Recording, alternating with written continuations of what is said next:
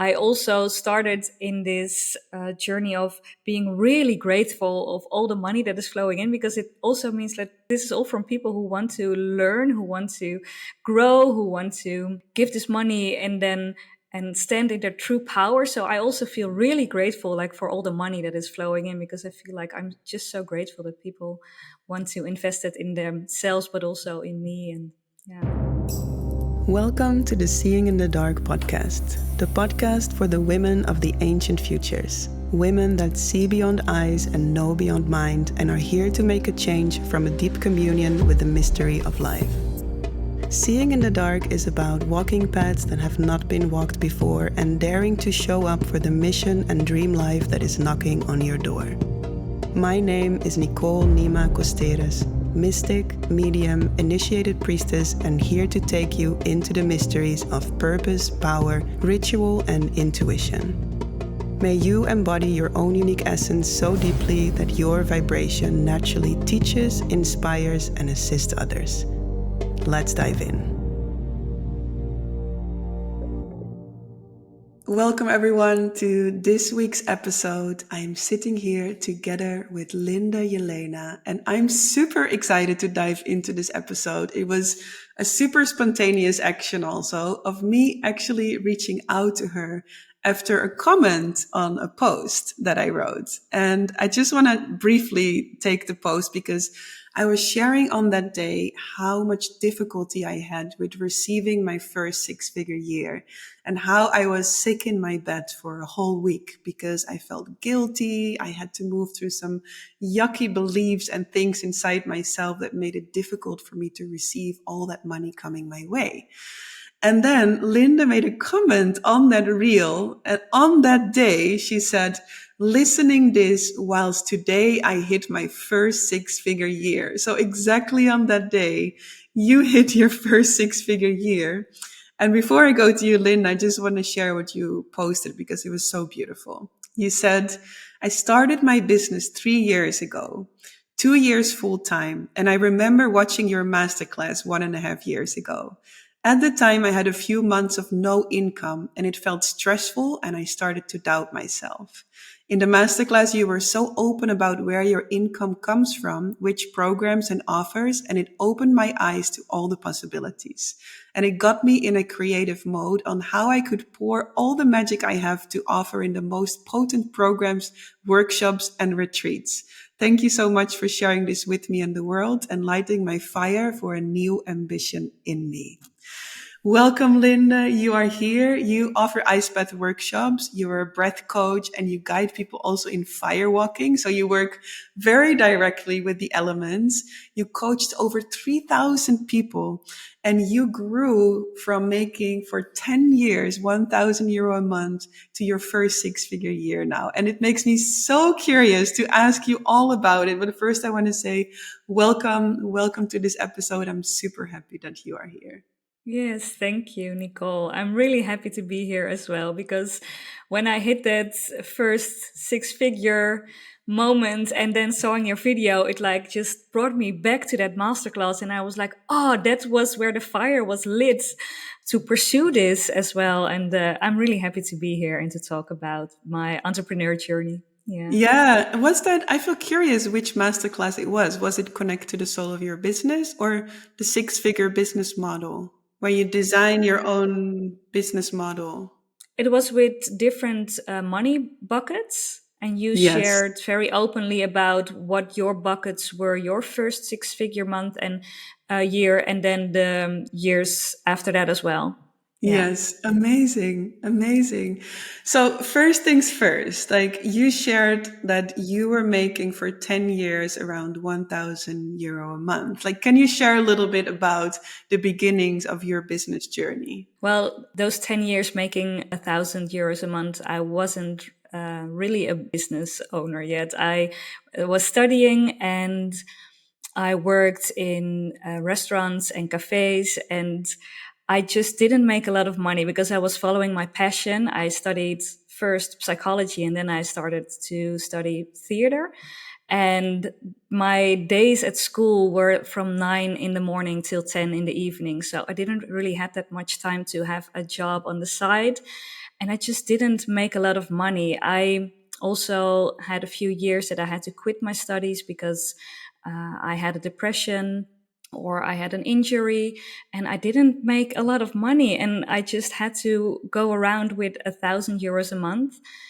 And the only year that I made a little bit more money was the year that I got an injury and I had to quit studying for a year. And then I made €1,600 a month. And that's when I invested all my extra money into following courses that I loved. I traveled with Wim Hof to Poland, and we climbed a mountain when it was snowing and it was freezing and we only had our bathing suits on. And I went to walk the Camino and went on a journey to learn how to walk over fire. And that was the only year that I made a little bit more money, and I invested in my own personal development, and it was the best money ever spent.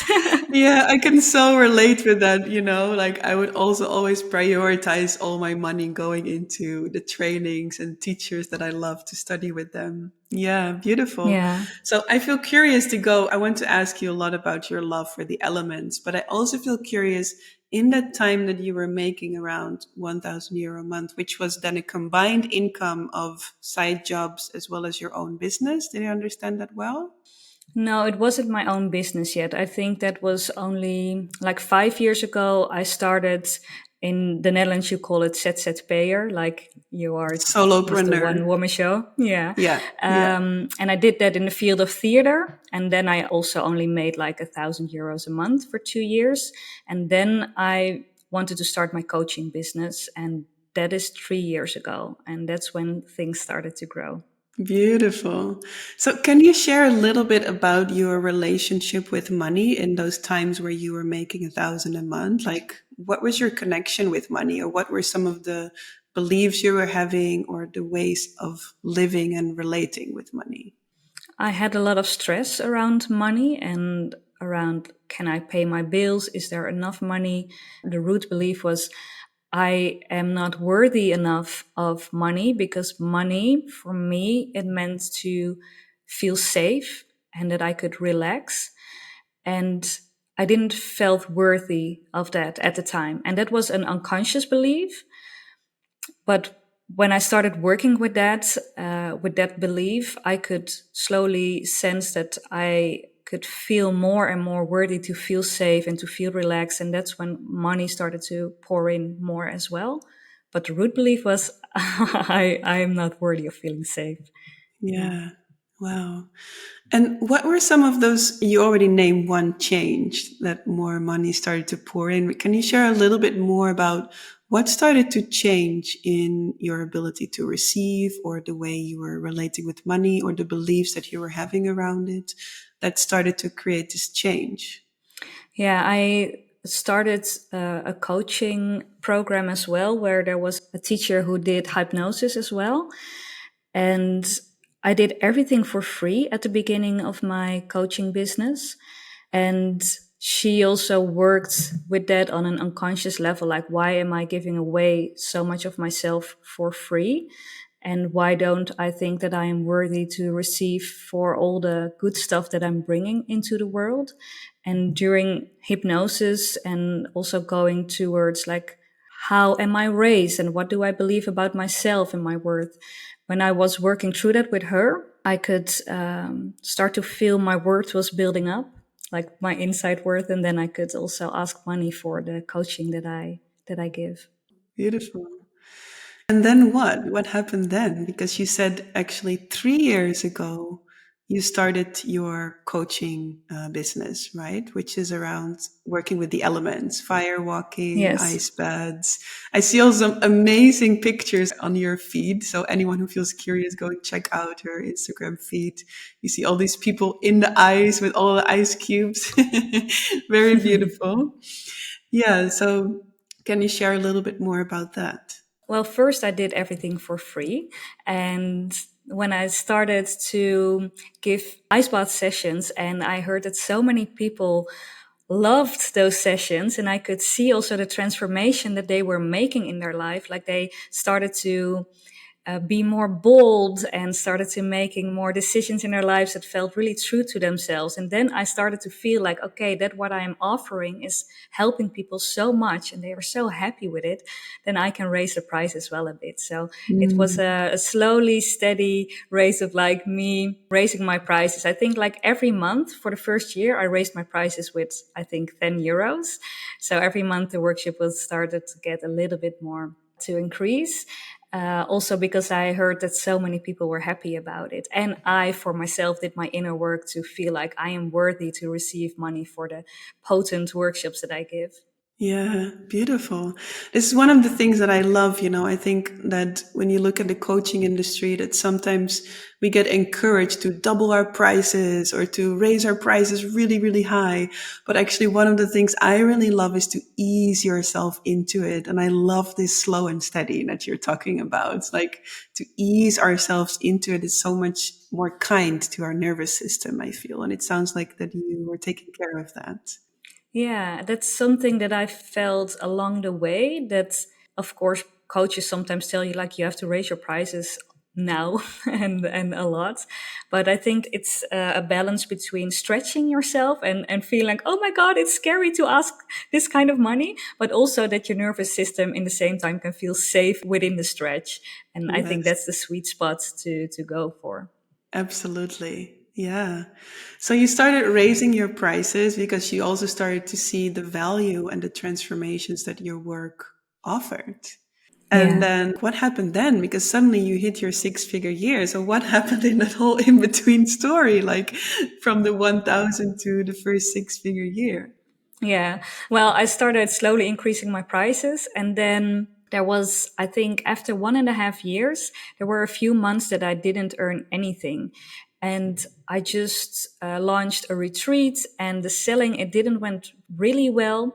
And there was also still like pandemic, lockdown and that kind of stuff. So I just felt like, something isn't working right now. And for a few months, I didn't earn anything. And that's when I watched your masterclass and you showed me that you have like this different kind of money buckets and so much comes in from your mastermind and this will come in from different kind of small online programs. And then it just opened for me the possibility that you can earn a six-figure year with just coaching programs and how you did that and how you combined it with different kind of elements. And I don't know, just seeing that it is possible for you made it seem possible for me as well. And then I started to think about the buckets that I wanted to make.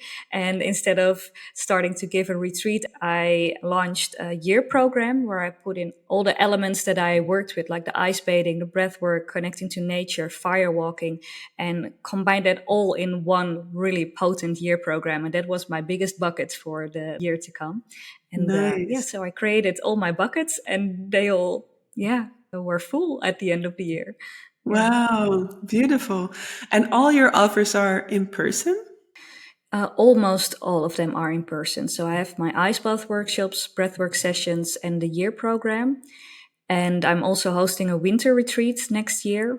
I saw, That's yeah. all in person. And last year, I also did an online self love course. So that's my only online offer. Yeah. Beautiful. Wow. And with these offers combined, you a few weeks ago reached your first six-figure year. Yes, I did. How did you find out? Well, I was already tracking like how much money was flowing in, and I knew that I only had like needed a few thousand euros to hit that six-figure mark. And then I was in the midst of a launch of my winter retreat. And I knew when I went to bed, like I only need to sell one more ticket and then I hit my six-figure. And then I went to sleep and I woke up and I opened my phone and I saw there was one ticket sold that morning. Wow. So I woke up and I knew like, yay, I hit it. Wow. Yes. And what did you do Yes. then? How did you feel? Yeah, I felt really happy. Like I called a few of my business friends, like they know like how I wanted to reach this point. So they really celebrated me. And what is also a really big part that I didn't mention before is that I also started in this journey of being really grateful of all the money that is flowing in, because it also means that this is all from people who want to learn, who want to grow, who want to give this money and stand in their true power. So I also feel really grateful, like, for all the money that is flowing in, because I feel like I'm just so grateful that people want to invest it in themselves, but also in me. And yeah, Yeah, so it's beautiful. So you celebrated and it felt really good.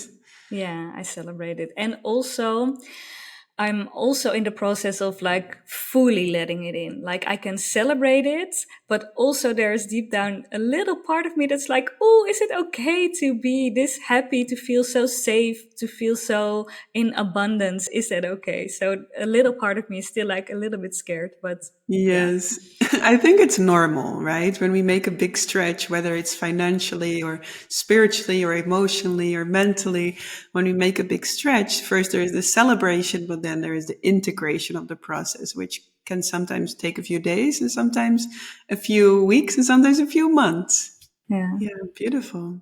Wow. So I feel curious how much of that transformation that you went through was connected to your inner world, because you've been saying, like, I was working on my beliefs, I was like, building my self-worth. What percentage would you say was inner work and what percentage was the outer work of, like, practically setting up the business and the structures and doing the things in that way? I think it's about 60% inner work and 40% of structure and knowing what to do, strategize. But a big part was like me believing that I was worth and that my work is worth it to pay money for it. Yeah. Yes. Also, I feel curious. You said that when you guide the people in your ice bath workshops, you see that they start to make choices that feel more aligned to them. You see that they become stronger, that they become more confident. How are ice baths have been contributing to your big transformations in your life and business? For me, I started training with a cold 8 years ago. And before that, I was living really from my mind. I wanted to control everything, I wanted to analyze everything. And when I started to train with the cold, you cannot bullshit in the cold. You cannot think your way out of it. You have to be in your body. Only when you are present in your body, you can carry the cold, because like it's fucking cold. In the Netherlands, the shower, a cold shower is around like 15 degrees, and an ice bath, it's 0. It's really cold. And it really pushes you to be present in your body and also to not run away when things are difficult.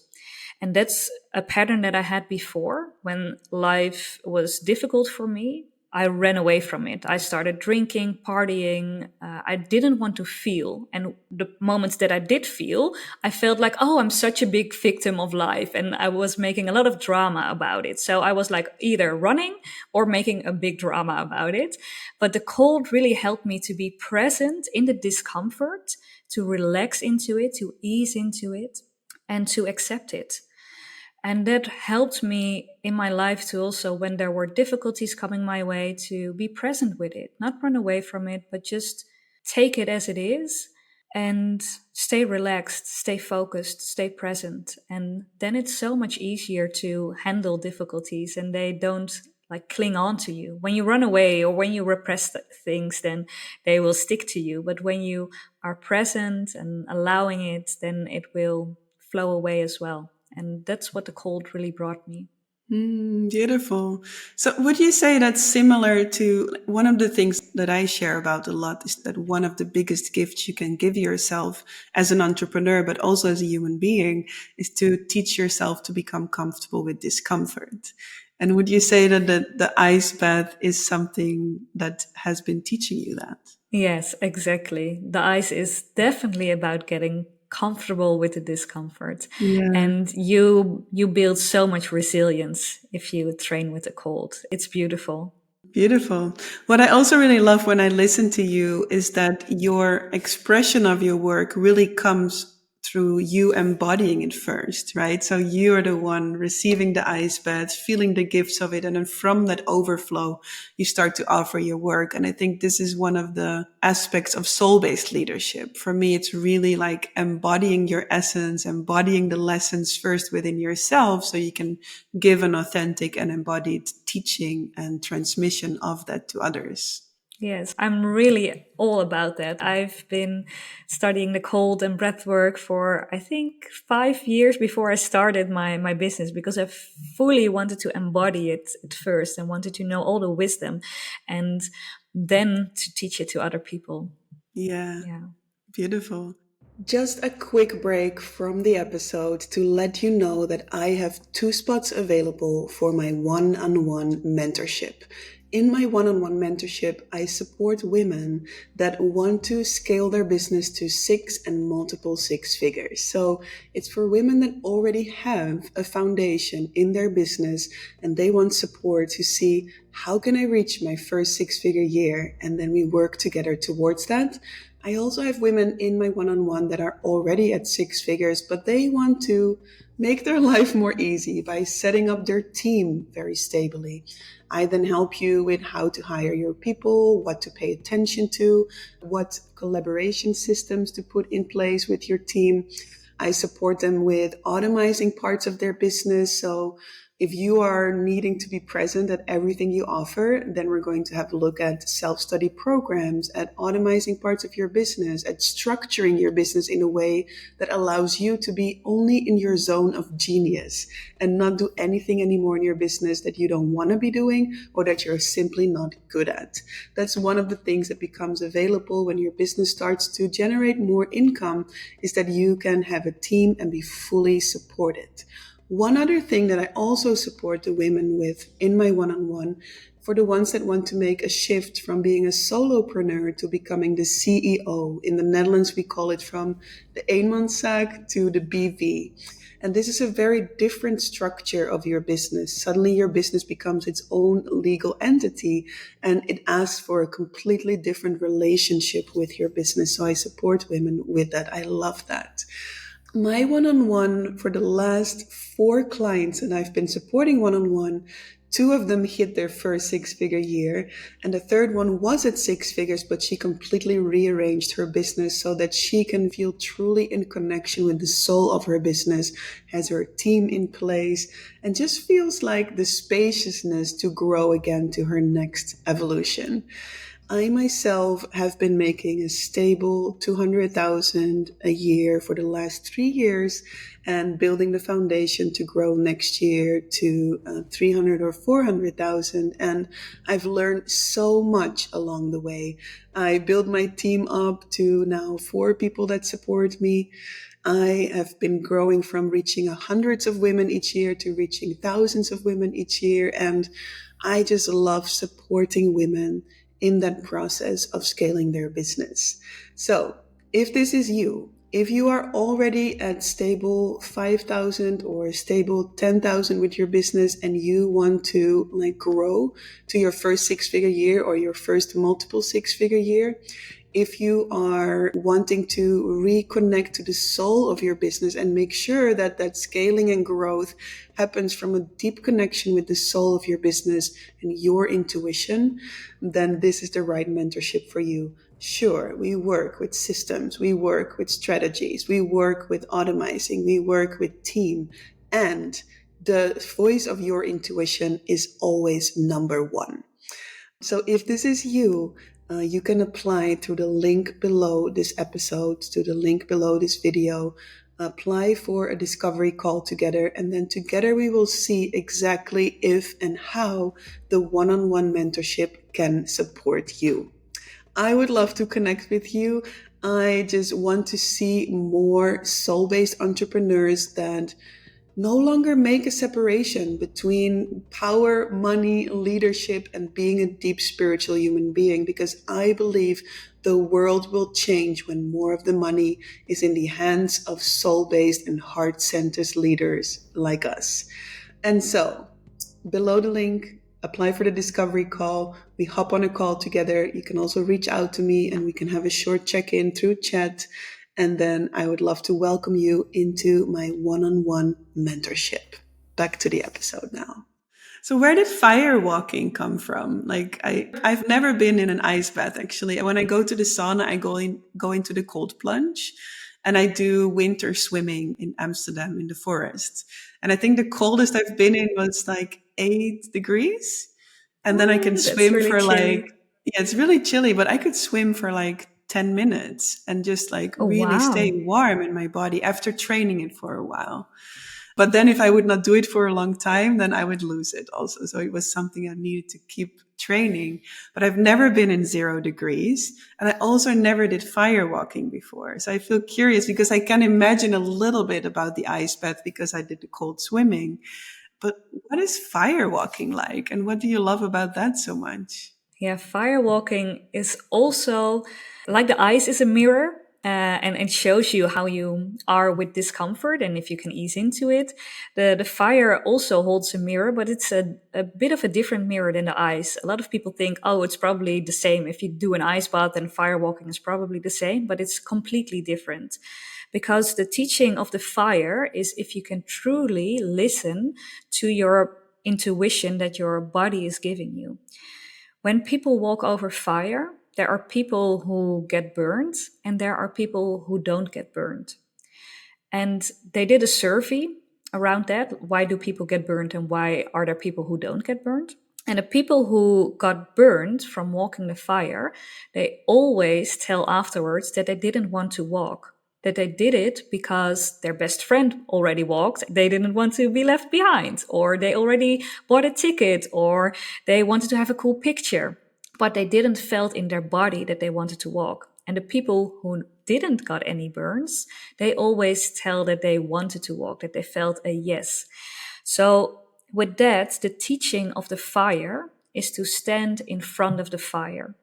And the fire, it's like between 400 or 600 degrees. It's charcoal Wow. that you're walking over. Yeah, it's really hot. And you stand in front of the fire and then you feel. You feel if your body is giving you a yes or a no.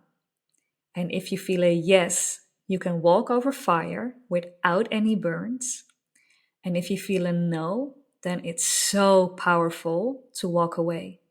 And to Wow. walk away is even more difficult sometimes. But that's the teaching of the fire, to truly be honoring your body's wisdom. Mm, beautiful. And how was that for you the first time when you walked fire? Did you walk or did you say no? Yeah, I did. The first time that I walked over fire, it was already in a firewalk teacher training. So I immediately just like it was. I met a lot of cool people when I was with Wim Hof in Poland, and there was a guy who was a firewalk instructor, and he said, like, this is such a cool bunch of people. Let's meet again in Sweden, and then we get trained as firewalk instructors. And I didn't want to become a firewalk instructor per se. I just wanted to see those cool people again. And then I was there and I loved it and I fell in love with the fire. But your question, how my first firewalk was, I remember that I was standing in front of the fire. I'm not going to tell about my first actually, because that wasn't really that spectacular. But my last firewalk that I did during that training, it was a walk over a 12-meter fire. And that's the longest firewalk that they do in the world. And I remember like standing in front of the fire and feeling.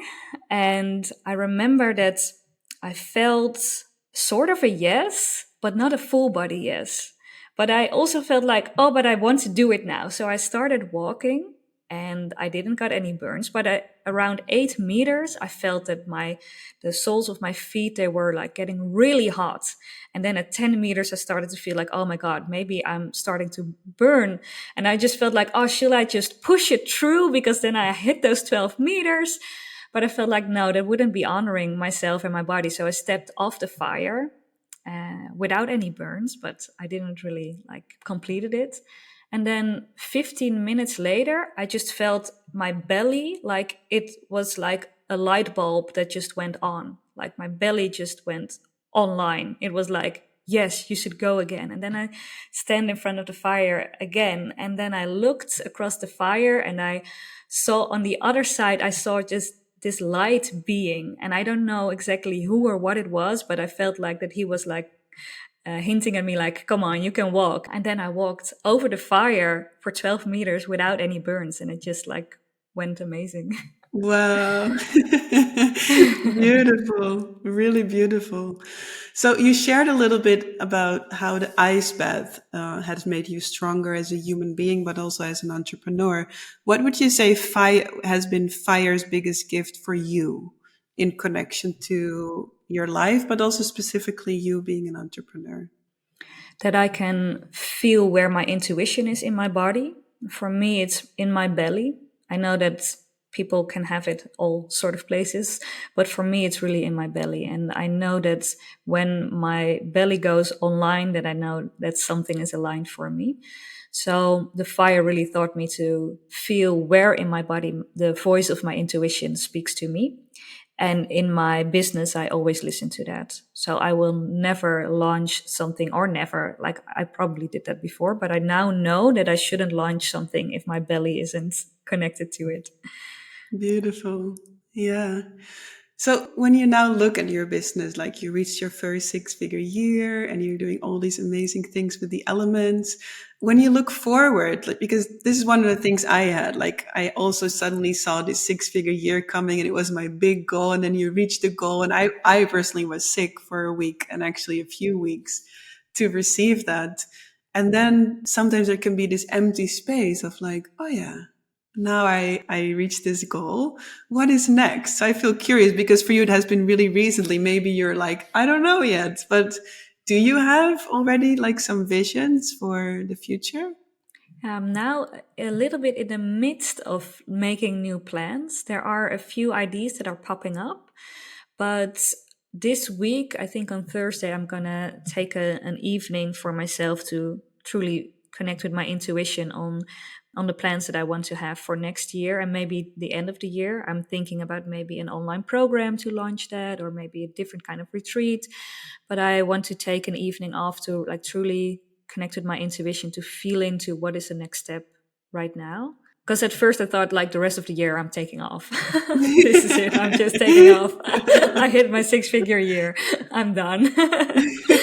And now I'm feeling like maybe I do want to launch something else, something fun, and yeah. So I'm gonna feel into that a bit more. Yeah. And I feel curious, are you supported in your business or do you work by yourself or do you work with a team? Like what's happening there for you? Yes, I'm now supported in my workshops and my retreats. I have space holders working for me. So I have a big team of people who are like they're angels. So they really support people in their transformations and their journey. That's something that I do a bit different with my ice bath workshops as well. With a group of 12 participants, we're always with a team of 3 to 4 coaches who support the group. So you feel really that there's a lot of coaching, and the Dutch word is bedding. I don't know how you would say that. There's a lot of support. Yeah. Feeling held? Yeah, and that's so I have a team of space holders working for me, and all the other stuff I do myself. So I'm also thinking about making my team bigger next year. Yes. Yes. I think this was one of the things that I really had to learn because I was that strong, independent woman that was doing everything by herself in her business. And yes, I had support in the retreats and the in-person events, but all the things behind the scenes I was doing by myself. And I think I recently, in one of my last few podcasts, I said, I don't think it's possible to grow beyond six figures without support because I did.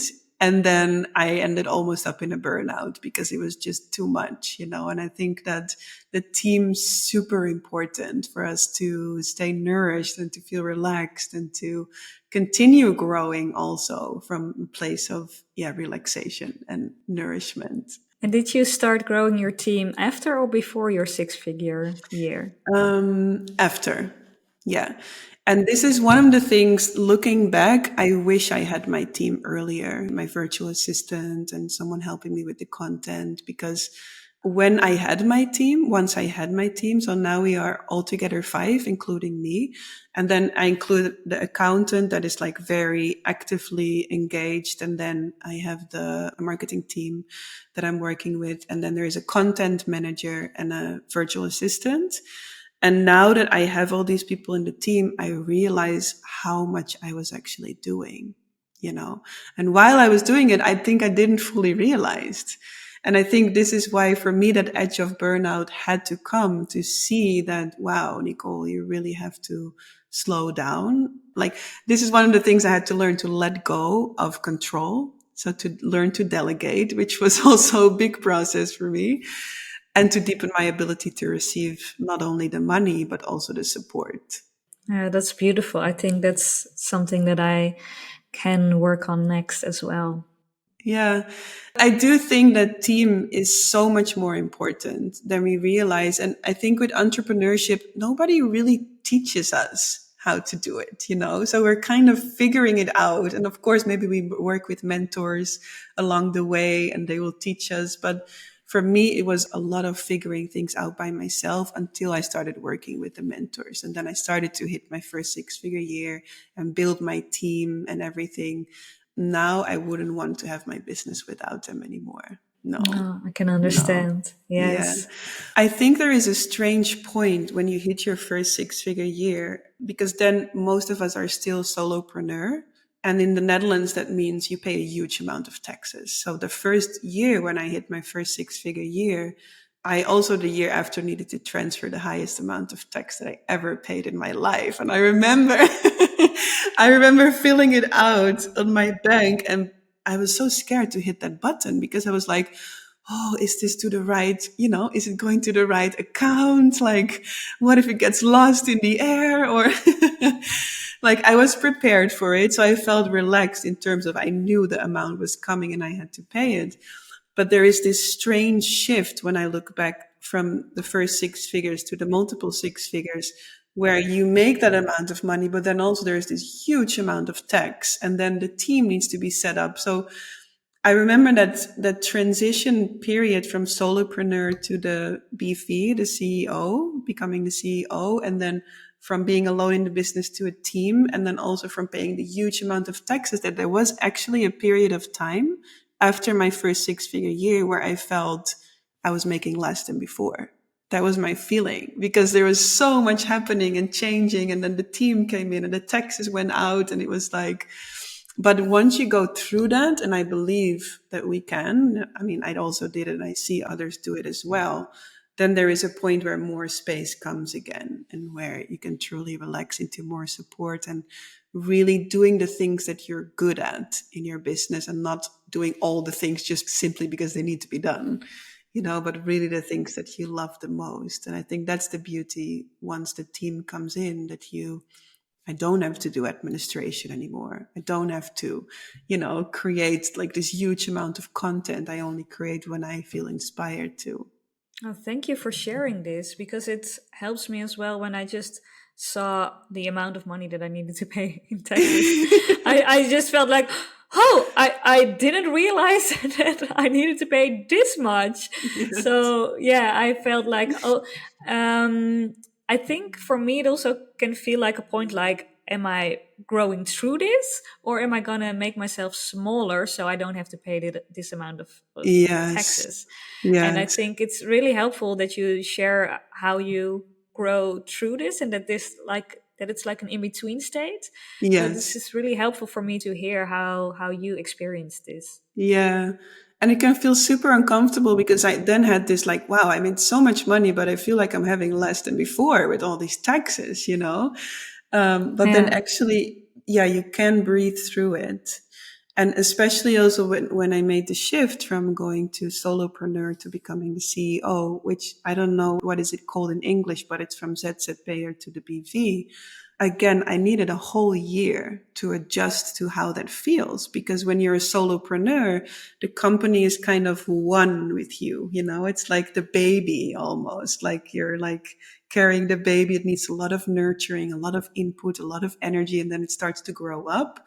But then when you become the CEO of your company, suddenly it feels like this teenager or young adult that just left the house and it's standing on its own 2 feet. And it's literally its own entity. So the moment when I signed the contract to, and Women of Ancient Futures became a BV and I became the CEO of it, I felt disconnected. I didn't know how to relate with it anymore because it was no longer this child underneath my wings, but it was suddenly this entity that was standing on its own. And I needed a whole year. I literally, like, I think a month ago, I said to one of my best friends, I said, wow, only now I feel again the connection with Women of Ancient Futures the way I know I can feel connected. Because I Oh, just was wow. searching for how do I relate to this new being? You know, it's like, it's an energy of its own and it's like creating on its own almost. And it has all these people involved in it now. It's a completely different feeling to when I was a solopreneur. Thank you for also sharing this transformation. I love it. Yes, Yeah. sorry. Go No, ahead. it's like, I think it's also important to share about these things because I see, like, recently I made a podcast episode sharing about the 6 unnecessary blockages on your way to your first 100K.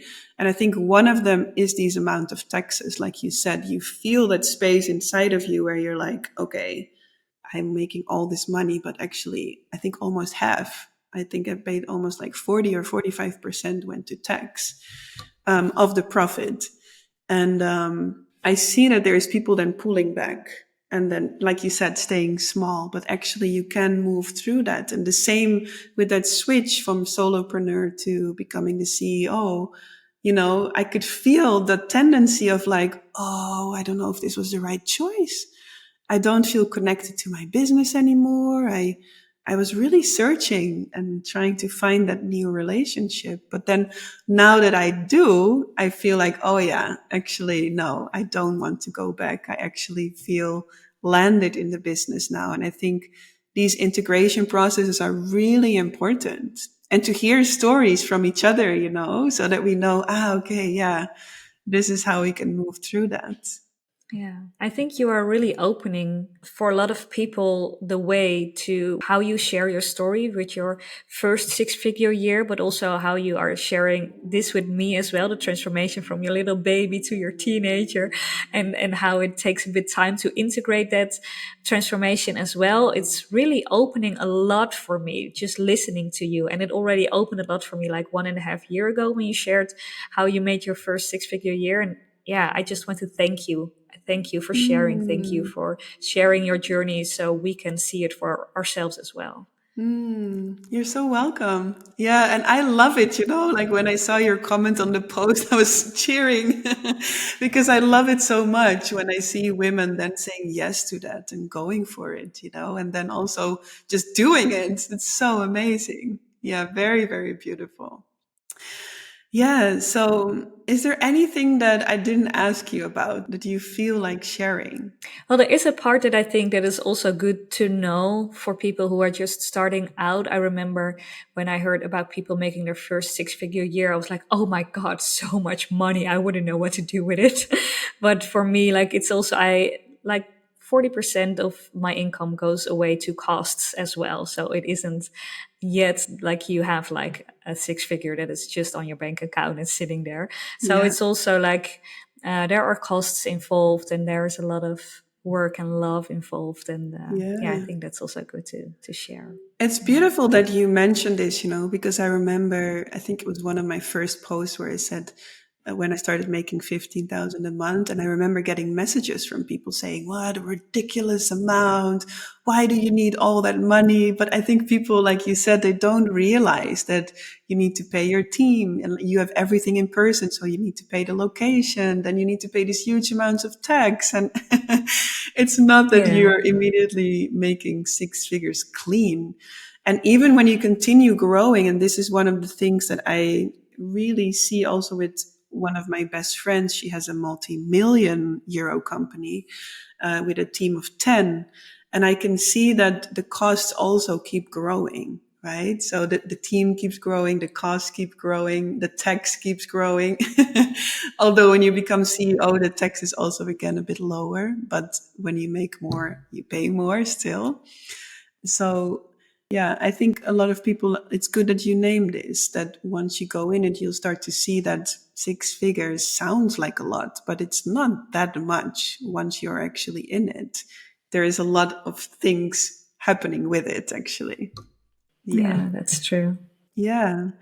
I want to thank you so much. I feel really happy that you came on and share about your beautiful work and the beautiful growth that you've gone through. And I really celebrate you with hitting your first 6 figure year and just feeling your energy. I know for sure that you're going to grow well beyond that in the coming year and the coming years. And I wish you an incredible journey with that. Yeah. Hmm. Thank you. Thank you so much for having this conversation as well. I really loved coming on here and talk about it. And I hope it inspires people as well. Yeah. So if people want to know more about you and your work, we for sure link all the links below this episode. But can you share a bit more about your upcoming offers, maybe, or where they can best find you? Yeah, you can find me on Instagram at Linde Jelena or at my website www.lindejelena.com. And my current offers are ice bath workshops. I'm hosting a winter retreat in Sweden. That's in February, where we go into the cold for a week and go into the snow in the sauna and swim in ice water. And it's going to be amazing. In October next year, I'm going to host a retreat where we combine all the elements. So we're going to do cold exposure, breath work, fire walking, connecting to nature. And it's just going to be magic. Beautiful. Yeah, so if you want to know more about Linde Jelena and her work, you can find the links below this episode and definitely check out her Instagram. I love the photos that you have on there. And yeah, once again, thank you so much. I wish you an incredible journey moving forward. And to everyone listening or watching, I'll see you again next week. Much love.